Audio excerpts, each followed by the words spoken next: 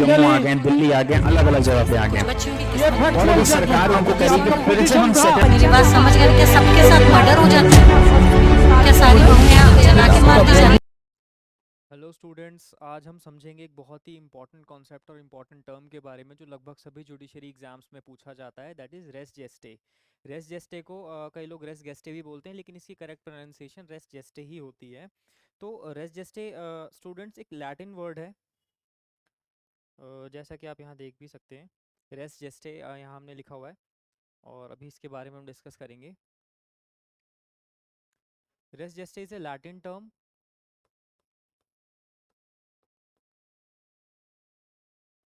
जिसका मतलब होता है थिंग्स डन।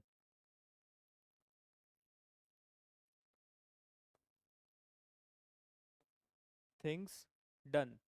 अब बेसिकली रेस जेस्टे का जो यूज़ इंग्लिश लॉ में किया गया है, और इंग्लिश लॉ में इसका यूज़ इस किया जाता है किस एक चीज़ को बताने के लिए कि जो फैक्ट्स एक दूसरे से कनेक्टेड है, क्योंकि एविडेंस में क्या होता है कि सारे फैक्ट्स एक दूसरे से कनेक्टेड होते हैं। तो इसका एक एक फ्रेज इसके लिए यूज़ किया जाता है, facts that are part of the same transaction. For example, अगर कहीं पे कोई क्राइम कमिट हो गया या कहीं पे कोई मर्डर हो गया, तो उसके पहले का कंडक्ट, उसके बाद का कंडक्ट, और जब वो क्राइम हो रहा था तब उसके आसपास का कंडक्ट क्या था, उसके आसपास के सराउंडिंग फैक्ट्स क्या थे, that forms the part of the same transaction. इसी के लिए रेस जेस्टे वर्ड को यूज़ किया जाता है। तो यहाँ पर हम एक ऐसे समझ सकते हैं कि कोई भी फैक्ट इन इशू है। अब फैक्ट इन इशू एक खुद में ही बहुत बड़ा टॉपिक है जिसको समझाने में बहुत टाइम लगता है। फैक्ट इन इशू कोई भी वो फैक्ट जो सेंटर ऑफ डिस्प्यूट है। फैक्ट इन इशू मतलब ए ने बी का मर्डर कर दिया, तो उसमें फैक्ट इन इशू होगा कि उसका मोटिव क्या था, उसकी इंटेंशन क्या थी, और क्या ए ने बी का मर्डर किया, किस वेपन से किया, या जो इंजरी ए ने बी को इन्फ्लिक्ट की क्या उसी से बी की डेथ हुई। तो ये सब फैक्ट्स इन इशू हैं, और उसके आसपास के उसके कनेक्टिंग फैक्ट्स जितने भी होंगे वो अ, वो फॉर्म करेंगे part of the same transaction. तो इसके लिए एक लाइन में आपको एक बार रिसाइट करके बता देता हूँ। A fact which though not an issue is so connected with the fact an issue as to form part of the same transaction that it becomes relevant by itself। मतलब कि एक फैक्ट एंड इशू से इतना ज़्यादा connected है कि वो same transaction का पार्ट फॉर्म कर रहा है, और वो उसकी वजह से रेलेवेंट फैक्ट बन जाता है। अब इंडिया में इस तरह की कोई भी टर्म यूज़ नहीं की गई है डायरेक्टली किसी भी लॉ में, या फिर इंडियन एविडेंस एक्ट में ये टर्म रेस जेस्टे यूज़ नहीं की गई है। इंडियन लॉ में एविडेंस एक्ट, जो कि अब भारतीय साक्ष्य अधिनियम 2023 बन गया है, उसके अंदर जो टर्म यूज़ की जाती है वो की जाती है facts done in the same transaction. और सेक्शन 4 में अभी हो गया relevancy of facts forming the part of the same transaction. Same transaction word यहाँ पर यूज़ किया गया है। फॉर एग्जाम्पल कि ए मर्डर्ड बी। अब इसमें ए ने बी का मर्डर किया, तो उसके बाद ए का क्या कंडक्ट था। After the killing of B A का क्या कंडक्ट था, या फिर वहां खड़े कुछ लोगों ने, जब ए ने बी को मारा तो कुछ लोगों ने देखा भी होगा, तो वहां पर खड़े लोगों ने इशारा करके पुलिस को बताया, या जो भी बी की फैमिली आई बाद में उनको बताया कि इस इंसान ने मारा है, या फिर वहां पे वो पड़ा हुआ है। ये सब सेम ट्रांजैक्शन का पार्ट है। बेसिकली सेम ट्रांजैक्शन या रेस्ट जेस्टे या फिर इस सेक्शन को इनकॉर्पोरेट करने का एक पर्पस ये था कि जो चीज़ एकदम सेम ट्रांजैक्शन में हो रही है, जिसमें स्पॉन्टेनिटी है, इमिडिएसी एकदम, जो इमिडिएटली कोई चीज़ हो रही है, स्पॉन्टेनियसली कोई चीज़ हो रही है, उसमें फैब्रिकेशन के चांसेस बहुत कम होते हैं।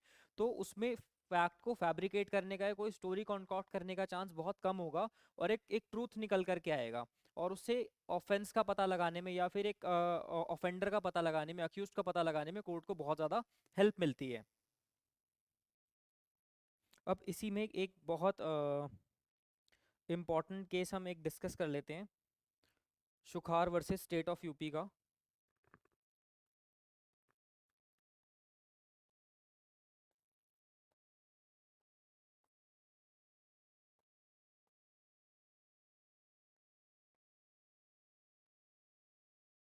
1999 का ये केस है।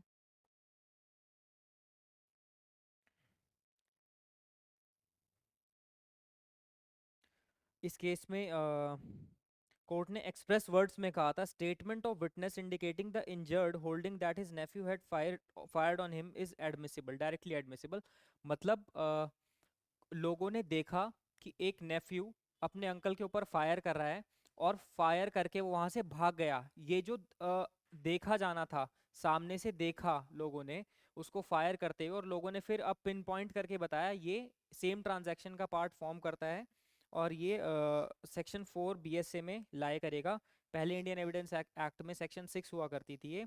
अब एविडेंस एक्ट सब जानते हैं कि सर जेम्स स्टीफन के द्वारा लिखा गया था। तो सर जेम्स स्टीफन ने भी सेम ट्रांजैक्शन के एक डेफिनेशन दी है, a group transaction is a group of facts. उन्होंने कहा था कि कोई भी जो एक सेम ट्रांजैक्शन की बात हो रही है, facts in the same transaction की बात हो रही है, वो एक ग्रुप ऑफ फैक्ट्स की बात हो रही है कि सारे फैक्ट्स कनेक्टेड, एक चेन ऑफ फैक्ट्स बनी हुई है। उसके बारे में सर जेम्स स्टीफन ने कहा था। फॉर एग्जांपल अगर इसकी बात करें तो मान लो कि कोई मान लो कोई घर में एक कपल रहते हैं और आदमी को 4-5 लोग चिल्ला के बाहर से बहुत अब्यूज कर रहे हैं, बहुत अग्रेसिव मूड में आए हैं वो लोग, और शोर मचा के उसको बाहर निकाल रहे कि बाहर निकल, आज हम तेरे से बात करेंगे, ये होगा वो होगा। तो इस तरह से उसको बुला रहे हैं। अब जैसे ही हस्बैंड बाहर जाता है तो लड़ाइयों की आवाज़ आने लगती है। वाइफ जो है वो फर्स्ट फ्लोर पे है, वो बाहर देख नहीं पा रही ठीक से, उसको लड़ाई झगड़े की आवाज़ आने लगती है। और थोड़ी ही देर बाद, 5 मिनट बाद, उसको एक गन शॉट की आवाज़ आती है। और उसकी थोड़ी देर बाद उसको आवाज़ आती है उसके हस्बैंड के चीखने की, एक बहुत लाउड क्राई की उसको आवाज़ आ रही है। तो ये सब जो वाइफ ने सुना, ये सेम ट्रांजैक्शन फॉलो एक पार्ट सेम ट्रांजैक्शन फॉर्म कर रहा है। अब यहाँ पर जितने भी ये फैक्ट्स हैं, उसने अपने हस्बैंड को मरते हुए तो नहीं देखा, ना गोली चलाते हुए देखा उस ग्रुप को। उसने आवाज़ सुनी अपने हस्बैंड की लड़ाई की, उसके बाद उसने गन शॉट की आवाज़ सुनी, उसके बाद उसने अपने हस्बैंड के चिल्लाने की आवाज़ सुनी।